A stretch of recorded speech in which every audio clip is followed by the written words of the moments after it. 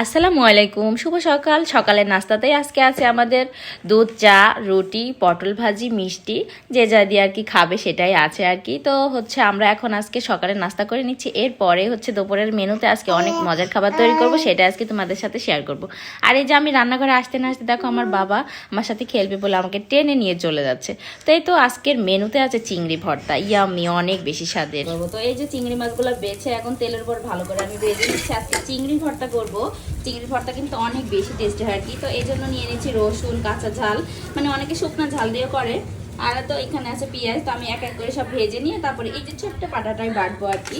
তো তোমাদের সাথে আর কি এটা শেয়ার করছি আর কি। কে কেমন করে খাও আর কি সেটা আমাকে একটু কমেন্টে জানাবা, ঠিক আছে? চিংড়ি মাছগুলো আমি সরিষার তেল দিয়ে ভাজছি, আর একটু হলুদ আর সামান্য শুকনো ঝালের গুঁড়া দিয়ে নিয়েছি, যেন একটু ঝাল ঝাল হয়, ভালো লাগবে দেখতে খেতেও। চিংড়িগুলো ভেজে আমি পাটার উপরে রেখে দিয়েছি। এখন আমি এখানে রসুন আর হচ্ছে কাঁচামরিচটা একটু ভাজা ভাজা করে নিব। কাঁচামরিচটা একটু কমে দিব, অনেকে ঝাল খেতে পারে না। হ্যাঁ, ঝাল হলে ঝাল ঝাল ভর্তাটাই আমার বেশি ভালো লাগে।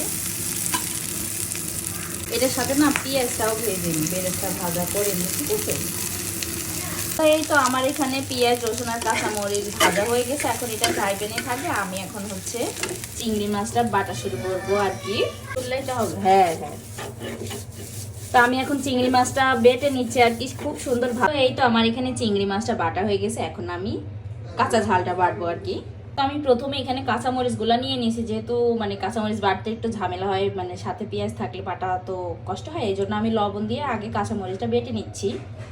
তো একটু ঝালটা বাটা হয়ে গেলে আমি এখন এখানে পেঁয়াজ রসুনটাও বেটে নিচ্ছি। ঝাল বাটার ঘ্রাণে একদম মাথা নষ্ট হয়ে যাচ্ছে পুরাই।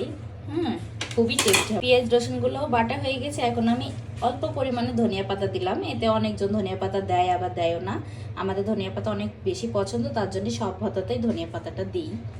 এবার ফাইনালি সবকিছু একসাথে বেটে নিব। শুধু এই যে ঝাল, পেঁয়াজ, রসুন আর ধনিয়া পাতা বাটা ভর্তাটাই এত বেশি টেস্টি, এখন এর সাথে গেলে তো এটার কোনো কথাই হবে না। ফাইনালি আমার বাটা কমপ্লিট হয়ে গেছে। এখন আমি লবণ একটুখানি সরষের তেল দিয়ে আর একটু ভালো করে মাখিয়ে নিচ্ছি। এত বেশি টেস্টি হয়েছে, উফ! এখন আমি পাটা একটুখানি ভাত মেখে খেয়ে তোমাদেরকে দেখাবো, তোমাদের লোভ লেগে যাবে। হ্যাঁ, ভর্তা মানেই স্বাদ। ফাইনালি আমার চিংড়ি ভর্তা রেডি। তো তোমরা কারা কারা খেতে পছন্দ করো অবশ্যই কিন্তু আমাকে কমেন্টসে জানাবে, আর আমার ভর্তাটা ঠিক হয়েছে কিনা সেটাও বলবে, কারা কিভাবে করো। এই যে এখন আমি পাটায় ভাত মেখে তারপরে খাবো। কি স্বাদ এই পাটায় ভাত মেখে খাওয়ার।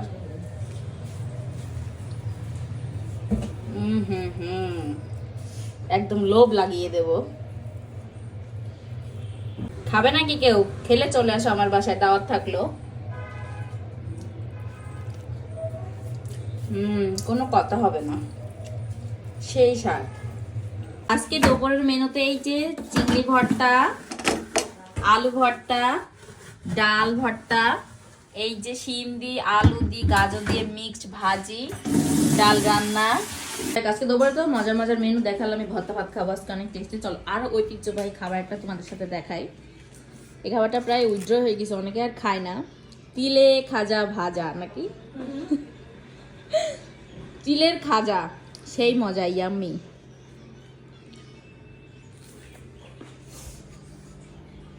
কি